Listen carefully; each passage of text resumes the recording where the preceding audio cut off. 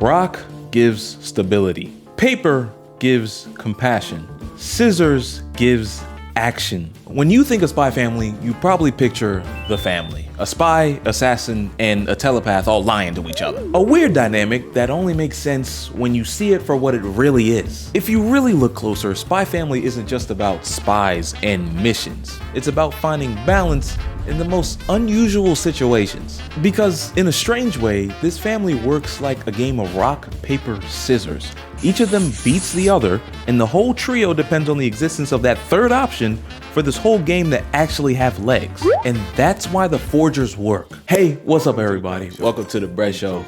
And today we're gonna be talking about how Spy Family is kind of like rock, paper, scissors. The setup of the show shouldn't work, but it does work. And when you figure out how it works even better. But hold on, I know, let me explain it to you. In the meanwhile, hopefully I can convince you to hit that subscribe button and that like button, because I have a whole bunch of ideas just like this. Hunter x Hunter is kind of like Moby Dick.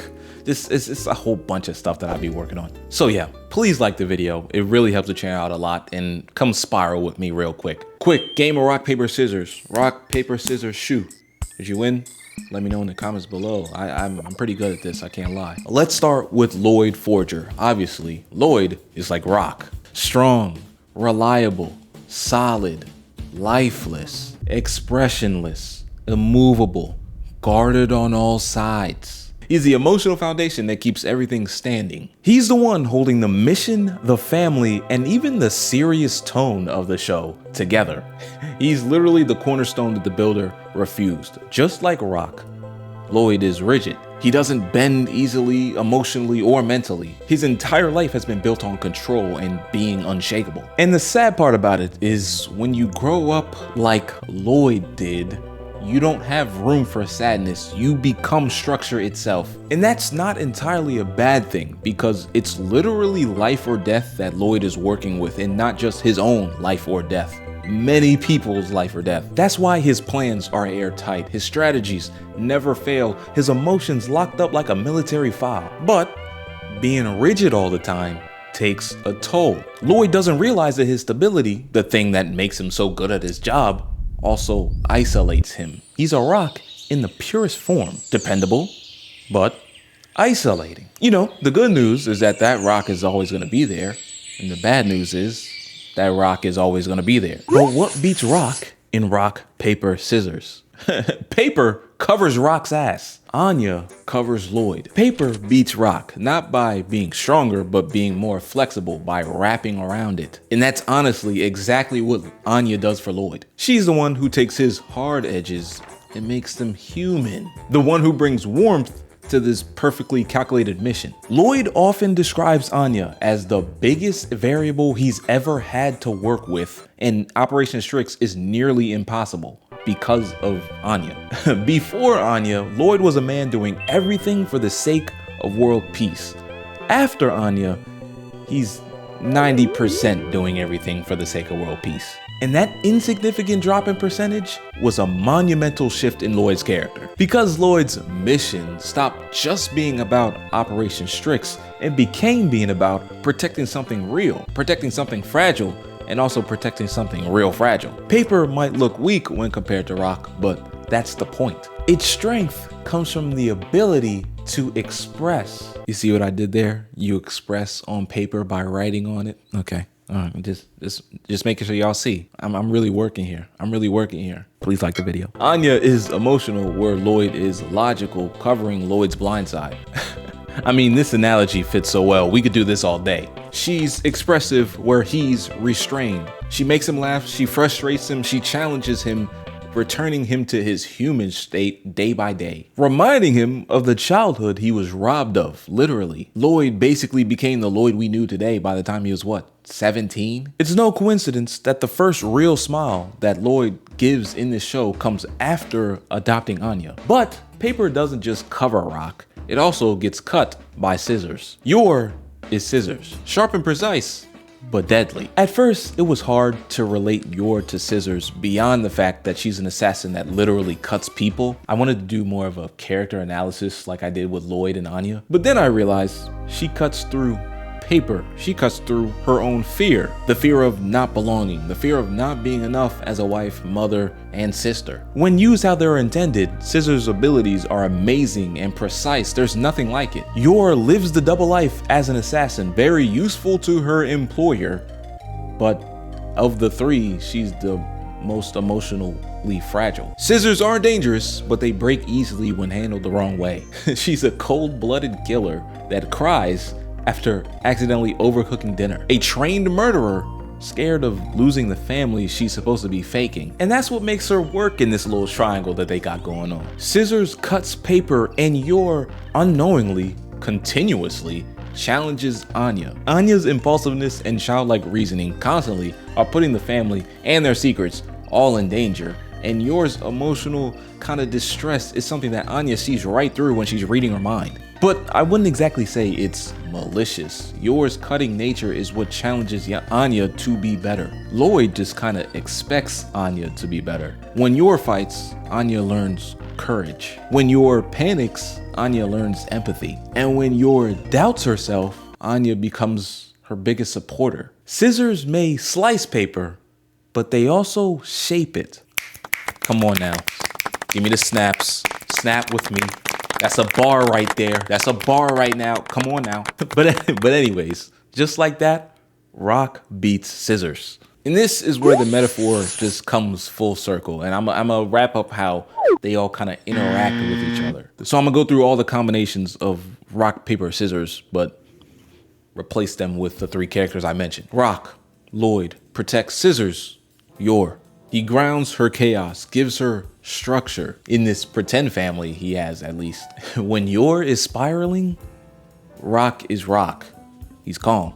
When she doubts herself, he reassures her with logic to keep the mission on track. When Yor doubts herself, Loid reassures her with a healthy balance of logic, but also kindness that she never expected from a stranger. But Yor can never get through to Loid. Scissors can't cut stone. Paper, Anya, covers rock.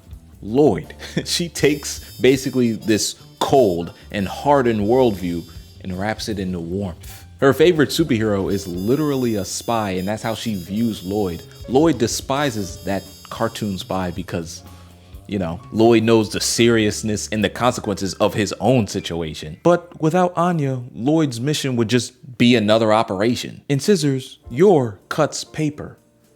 Anya. She challenges Anya to be brave while also challenging her to see the world as it is. And even if Anya's telepathy gives her insight, Yor's example gives her strength. Each one balances the other extremes, which brings me back to the opening for this video. Rock gives stability, paper gives compassion, scissors gives action. And without even knowing it, the forgers have created the perfect emotional ecosystem. An endless cycle where no one ever truly wins, which is a theme that is constant throughout the show, but it's clear that no one loses either. That's the brilliance of Spy Family. It takes three people who should never function together, a cold spy, a clumsy assassin, and a psychic child, and somehow turns them into a real family. If any one of them are missing, the whole structure, the whole cycle collapses. Without Loid, there's no order, just chaos. Anya would end up like Yor's brother. Without Yor, there's no power, just fear. Anya would end up like Loid. And without Anya, there's no heart, there's just lies. Which actually really wraps into last week's video that I recorded 40 minutes ago, the duality of a man. Check out that video because it's about how important Anya is to the show and to the family. But anyways, back to this video. The cycle stops and the balance dies the moment one of them is out of the equation. And that is why this show works. Each one fills in what the other lacks. But what really makes this metaphor hit deeper is how it reflects real life. In every family, in every friend group, in every relationship group in general, there's a rock, there's paper, and there's scissors. Everyone plays a role, and that's why everything that goes on in Spy Family is just so relatable in ways that we can't really explain with words. And just like in Spy Family, it's not about which role is better, stronger, or more important. It's more about how they all fit within each other in the structure of the group. Loid might be the rock, but he's learning that strength isn't just about endurance, it's about who you let in. That's why he's having daytime nightmares about his past. Yor might be scissors, but she's learning that sharpness doesn't equal cruelty. It just means protecting what you love with precision. That's why of all the amazing things Yor does, the most challenging part for her is being Anya's mom. And Anya, the paper, reminds them that the love they all share with each other isn't about being logical or lethal. It's all unpredictable. She's she's also very chaotic. But for 3 separate reasons for all 3 of them, it's all worth it for each of their individual missions, or the mission behind the mission that they have. And that's what I began to realize after writing for these videos, that that's what makes Spy Family feel real. That's why I keep watching, even though it's not exactly, it's not like a shonen. It's not like every moment it's just a real feeling. They're not perfect, but they are very balanced and very complementary of each other. So yeah, Spy Family might be about espionage, psychic power, and how fast you could slit somebody's neck. But underneath all of that chaos, it's just a perfect game of rock, paper, scissors. Each move, each decision, each misunderstanding fits into the endless dance of cause and effect. And with each hand that's dealt, with each person you play, and the more rounds you play, you never know what you're gonna get, just like rock, paper, scissors. But together, they make something unbreakable. Because in this family, no one wins alone, but together, they can't lose. And with that, quick, a rematch. Rock, paper, scissors, shoot. You didn't expect me to do scissors twice, did you? I know you didn't. I know you didn't. That's why I got you. I'm a master of deception. Made all that damn noise. I'm a master of deception. But yeah, y'all, these were fun videos to make. Let me know if y'all want to see more Spy Family. I mean, I'm watching season 3 right now. It's been pretty great. Thank you all for watching. Hopefully by this time, I convinced y'all to hit that subscribe button and that like button, because it really helps the channel out a lot. I mean it, y'all. I be working hard on these videos, and I hope y'all like them, literally and figuratively. And if you really like this video, I got a whole lot more videos just like this. I have a whole lot more videos where I compare anime to a whole bunch of other stuff, games, anime and gaming opinions. I have a second channel where I play games, post the VODs for the games I play on stream, where I stream on Twitch, which you can find in the link of this channel, and the link of the Breath Show Live, which is the name of my second channel. I'm posting on that again. I'm streaming every Wednesday with Amanda and Malachi. We be playing Repo, we be playing Minecraft. We're trying to beat Minecraft. Amanda's never played, so we're gonna try to, beat Minecraft one time for her. It's fun. I got something for everybody. I watch anime, I play games, and I talk about them. So you're gonna fit in somewhere. Welcome, for real. Good seeing you, for real. But nah, y'all have a great day. Have a blessed one. Spread love, give inspiration in all you do, and peace out. Welcome to the Crash Show. Take 2.